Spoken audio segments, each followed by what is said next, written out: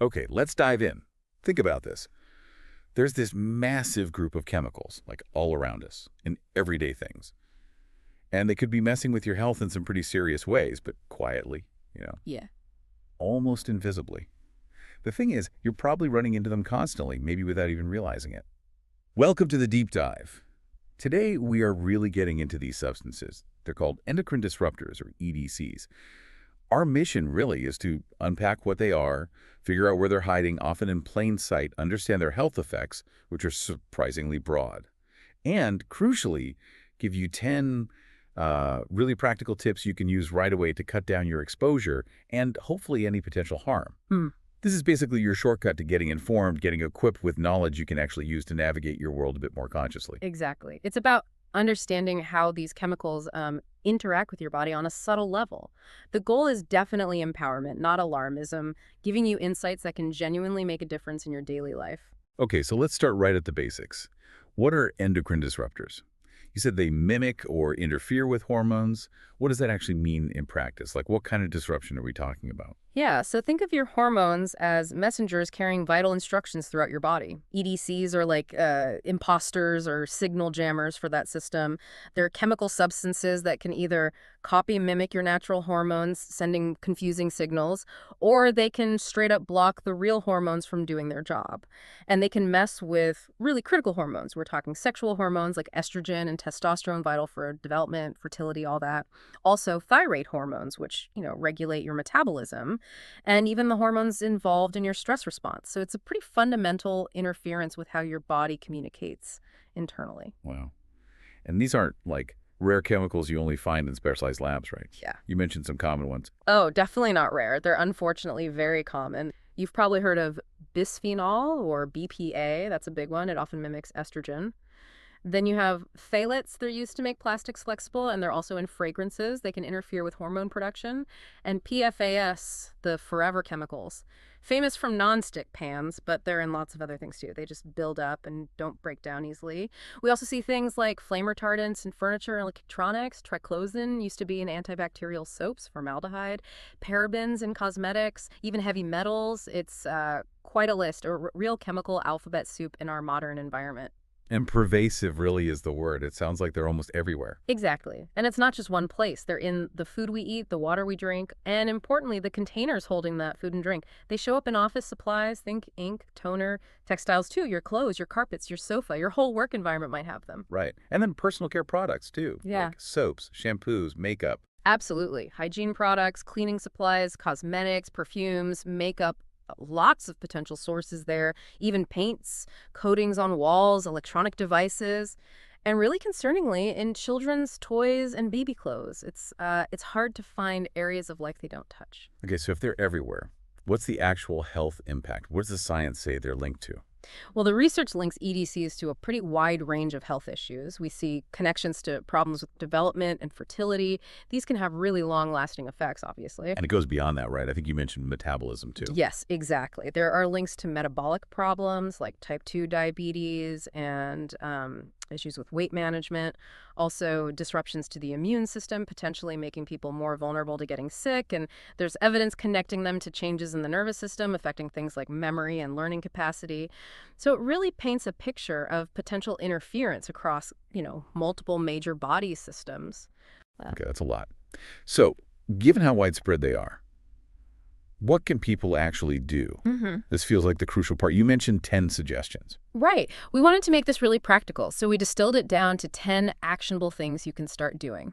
The first area is food choices. The general advice is to choose organic foods whenever you can. That helps reduce pesticide exposure, some of which can be EDCs. But if organic isn't an option for fruits and vegetables, just washing might not be enough. For certain produce, especially stuff known to have higher residues, peeling is actually recommended to get rid of more of those surface chemicals. Okay, organic first, but peel if you can't get organic. Makes sense. What about fish? I remember reading something about size mattering there. It really does. With fish, the advice is generally to go for smaller or medium-sized ones. Why?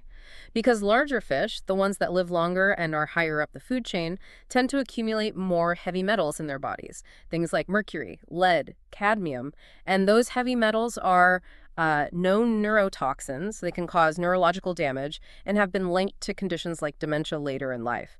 So choosing smaller fish like sardines or medium ones helps limit that heavy metal intake. Got it. Smaller fish, less accumulation. Simple enough. Okay, tip number 3. This one's straightforward but really important. Filter your tap water. Drinking water can be a source of various contaminants, potentially including some EDCs or heavy metals. A good quality water filter can make a big difference. Right, filtering water. Okay. Now, you mentioned containers earlier. That seems like a big source of exposure, especially with food and drinks. It absolutely is, especially when heat gets involved. So for containers, try to stick to healthier materials. Think glass, stainless steel, iron, like cast iron pans, unvarnished ceramic. Even wood for some things. Glass is really great for bottles, food storage containers, Tupperware alternatives, anything like that. But sometimes plastic is unavoidable. What then? Yeah. If you have to use plastic first, try to choose more stable types. And crucially, know the numbers to avoid. Look for that little recycling triangle on the bottom. Plastics marked with the number 3, that's PVC, number 6, polystyrene, or number 7, which is kind of an other category, often including polycarbonate, which contains BPA. Those types are generally considered more likely to leach chemicals, so 3, 6, and 7 are the main ones to steer clear of if you can. Okay, avoid 3, 6, and 7. And what about heating plastic? I feel like I hear about that a lot. Yes. This is critical. Never, ever let plastic containers or utensils touch hot food or drinks. Heat dramatically increases chemical leaching. That means absolutely no plastic containers in the microwave. Don't put them in the oven, obviously. And avoid putting them in the dishwasher if possible, as the heat and detergents can degrade them. Also, if a plastic container gets scratched, looks worn out, or is just old, it's best to just discard it. Those scratches can make it easier for chemicals to leach out. Right, ditch the damaged plastic. Yeah. Okay, moving on from the kitchen, what about just our general home and work environment? Good question. Ventilation is your friend here. Try to air out your house daily, open the windows. This is especially important in places like basements, storage rooms, garages where air might stagnate. And definitely air things out when you get back from a trip. For cleaning, try shifting towards simpler, more natural products. Good old water, vinegar, baking soda, maybe some coconut oil for polishing. And when you do use stronger detergents, wear gloves or use a brush, avoid direct skin contact. Oh, and one more thing, vacuuming is generally better than sweeping. Sweeping can stir up dust that contains these chemicals, making them airborne, whereas a good vacuum, especially one with a HEPA filter, traps them. Vacuum over sweep. Interesting. Okay. And at work, you mentioned office supplies. Yeah, just be mindful of things like ink cartridges, toner for printers, maybe solvents if you work in certain environments. Handle them carefully. Avoid unnecessary skin contact. Make sure the area is well ventilated if you're dealing with fumes. Makes sense.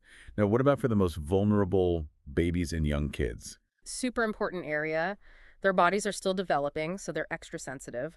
For baby clothes, always try to choose natural fabrics. Think organic cotton, linen, wool, things that breathe and haven't been treated with harsh chemicals. And for toys, try to lean towards options made from cloth, wood, or natural rubber instead of plastics whenever possible. That seems like good advice for adults, too, regarding clothes and home textiles. Absolutely. For your own clothes, bedding, towels, furniture fabrics, choosing natural materials is a great step. Linen, wool, organic cotton, jute, sisal, coconut fiber. These generally have fewer synthetic chemicals involved in their production and finishing compared to many synthetic fabrics. Okay, natural fabrics. Got it. We're nearing the end of the list. What's next? This one sounds a bit surprising, shopping receipts. Yeah, this one catches people off guard. Many thermal paper receipts, the kind that print using heat, are coated with BPA or sometimes BPS, a similar chemical. And these chemicals can actually be absorbed directly through your skin. So the advice is if you don't need the receipt, just don't take it or ask for an email receipt. Huh. I always shove them in my pocket or wallet. Yeah, common habit. If you do need to handle one, try to hold it just by the edges, maybe the periphery. The chemical concentration can be higher in the printed areas. Also avoid touching them if your hands are wet or greasy, like right after putting on lotion, or if you've been eating something oily. That increases absorption. And try not to store them loose in your wallet or pocket where they rub against things. And definitely keep them away from food. When you throw them away, don't crumple them up extensively or tear them into tiny pieces. Just dispose of them quickly. Minimize that contact time. Wow.